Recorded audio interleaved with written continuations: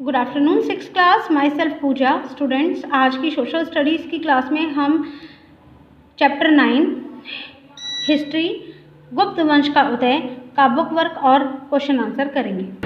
देखिए बच्चों, पहला प्रश्न है सत्य कथन पर सही तथा असत्य कथन पर गलत का चिन्ह लगाइए। फर्स्ट है गुप्त वंश ने भारत के विशाल भूभाग पर लंबे समय तक शासन किया। तो बच्चों यहाँ पर आएगा राइट, गुप्त वंश ने भारत के विशाल भूभाग पर लंबे समय तक शासन किया था।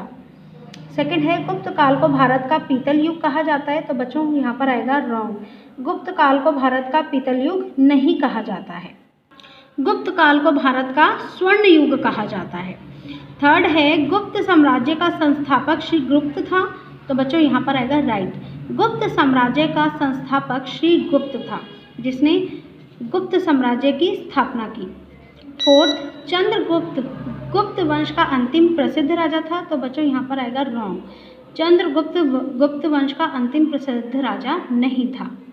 फिफ्थ, ग्रहूण जाति के लोग अत्यंत सभ्य व दयालु थे।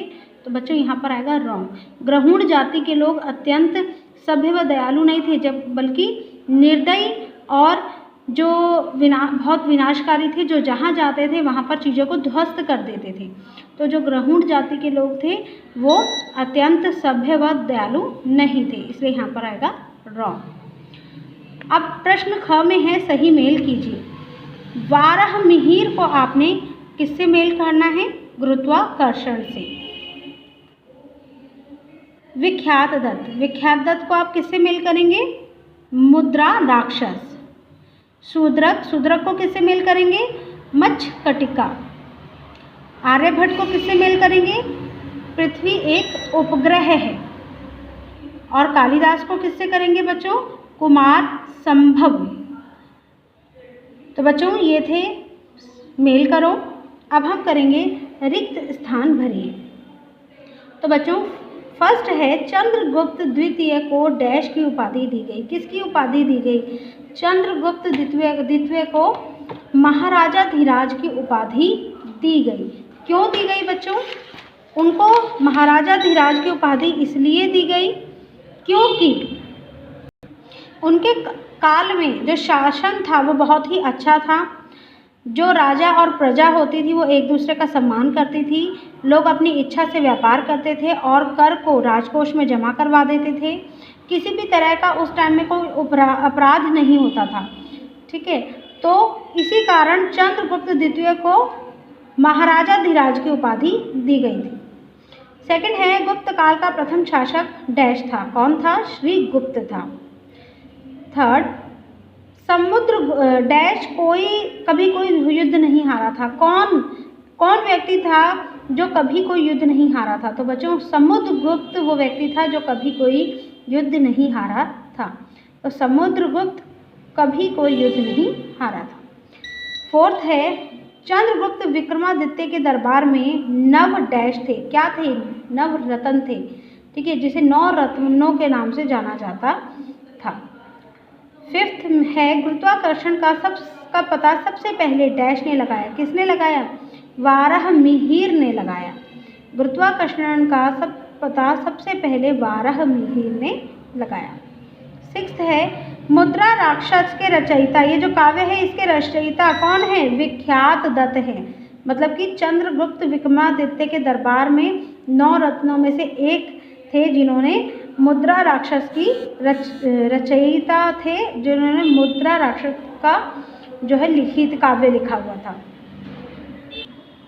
नेक्स्ट देखिए, निम्नलिखित प्रश्नों के उत्तर दीजिए। पहला प्रश्न है गुप्त वंश का शासन काल कब से कब तक रहा? तो बच्चों यहाँ आपको बताना है जो गुप्त वंश था उसका शासन काल कब से कब तक रहा था। तो देखिए बच्चों, गुप्त वंश का शासनकाल 240 ईस्वी से लेकर 465 ईस्वी तक रहा। सेकंड है गुप्त काल का सर्वाधिक लोकप्रिय शासक कौन था? तो देखिए बच्चों, गुप्त काल का सर्वाधिक लोकप्रिय शासक चंद्रगुप्त प्रथम था। इसे महाराजा धीराज की उपाधि दी गई क्योंकि इसके राज्य में जो जनता थी वो बहुत ही सुखी थी, इसके राज्य में कोई अपराध नहीं होता था और जो कभी अपराध कर भी देता था उसको कड़ा दंड दिया जाता था। ठीक है। थर्ड क्वेश्चन है समुद्रगुप्त कैसा शासक था, उसकी क्या उपलब्धियां थी। तो देखिए बच्चों, समुद्रगुप्त अपने पिता के समान ही महान और कुशल शासक था। वह एक ऐसा शासक था जो अपने जीवन काल में कोई भी युद्ध नहीं हारा था। इसने भारत विजय के बाद अश्वमेध यज्ञ करवाया था और सोने के सिक्कों पर यज्ञ के घोड़े जो थे उनकी आकृति अंकित करवाई थी।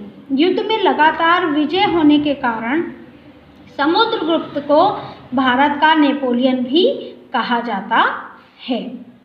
फोर्थ क्वेश्चन है बच्चों, गुप्त काल में कला को कैसा महत्व दिया जाता था। तो देखिए बेटा, गुप्त काल में कलाओं को विशेष महत्व दिया गया था। इस काल में ललित कथाओं के कलाकारों के चित्रों का अंकन गुप्त काल के सिक्कों पर किया गया है। सेकंड, स्थापत्य कला और मूर्ति कला के कई उदाहरण इस काल में मिलते हैं, जैसे भूमरा का शिव मंदिर। ठीक है, स्थापत्य कला का सबसे सुंदर उदाहरण है। थर्ड, इस काल में साहित्य और विज्ञान के कलाकारों को विशेष महत्व दिया जाता था, विशेष स्थान दिया जाता था और सम्मान भी दिया जाता था दरबार के अंदर। फिफ्थ देखिए बच्चों, प्रश्न फिफ्थ है गुप्त काल के साहित्यिक उत्थान को बताइए। तो गुप्त काल का साहित्यिक भारतीय साहित्य का अभिन्न अंग है।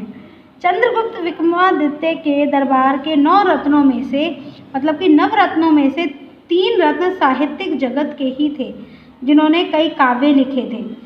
इनमें कालिदास, शूद्रक और विख्यात दत्त जैसे विद्वान थे, जिन्होंने विख्यात दत्त ने, जैसे कि आप जानते हैं कि कौन सा काव्य लिखा था, मुद्रा राक्षस।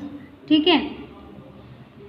प्रसिद्ध पंचतंत्र की ज्ञानवर्धक कहानियां भी गुप्त काल में ही लिखी गई थी। तो बच्चों, जो गुप्त काल की कला थी वो बहुत ही ज़्यादा साहित्यिक कला जो थी वो बहुत ही ज़्यादा अच्छी थी और वहाँ उनको बहुत ही बड़ा स्थान दिया गया।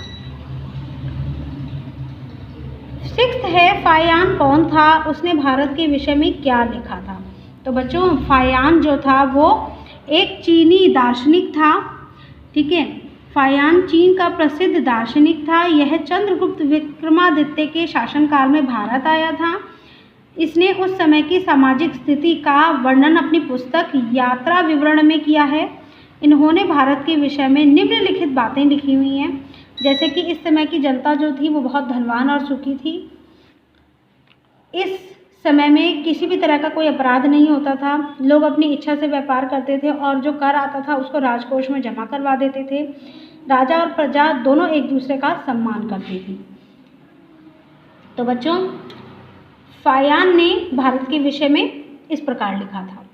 सेवंथ, गुप्त काल का अंत किस प्रकार हुआ था।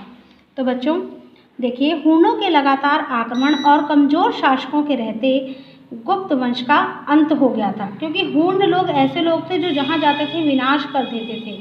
ठीक है, तो उनके लगातार आक्रमण और कमज़ोर शासकों के रहते ही गुप्त वंश का अंत हुआ। प्रश्न 8 है हूण लोग कौन थे, ये क्या करते थे। तो देखिए बच्चों, जैसे कि मैंने आपको पहले भी बताया, जो हूण लोग थे वो बहुत ही निर्दयी लोग थे। ठीक है, उनमें दयालुता नाम की कोई भी चीज़ नहीं थी। हूण लोग मध्य एशिया की जंगली कूर एवं बर्बर जाति के थे। यह जहाँ भी जाते थे वहाँ विनाश कर डालते थे। तो बच्चों, आज हमने लेसन 9 का बुक वर्क और क्वेश्चन आंसर रिवाइज़ किए। आपको ये बुक वर्क और क्वेश्चन आंसर टेस्ट के लिए लर्न करने हैं। Thank you.